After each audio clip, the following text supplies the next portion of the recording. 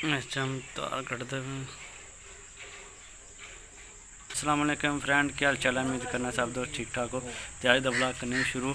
अज असी आए हाँ तक भाई की वेली तो पट्ठे पाँदा भी डंगरां नूं, तो मैं चलो वेट कर लेने वह। तो हूँ असी कड्ढने धार, तो मैं दोस्तों नाल भी शेयर करांगे।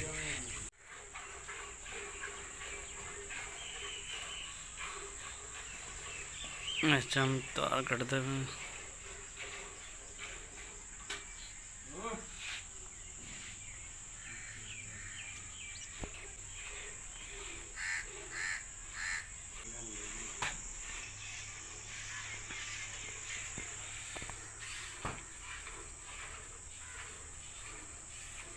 पिंड दी गाइयां इस तरह करदियां ने।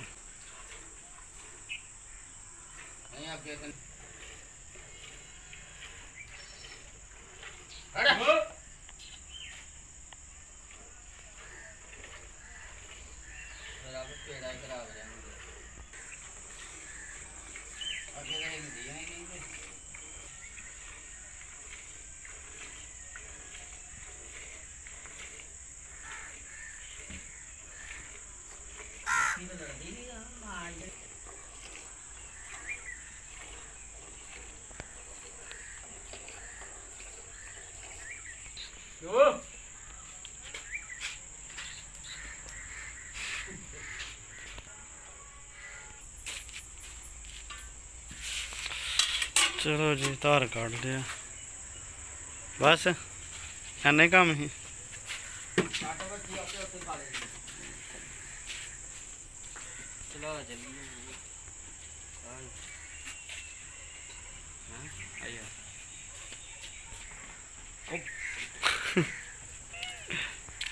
चलो तेन थोड़ी चढ़ी पहाड़ को बकरियां आराम नाल बैठी दे, इन्हां नूं नहीं पाने।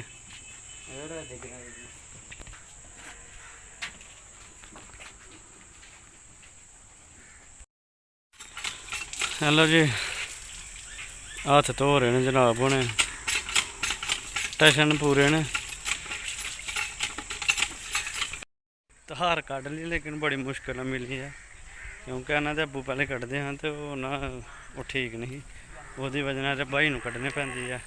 लेकिन है कि चलो आराम नाल कढवाई लई है।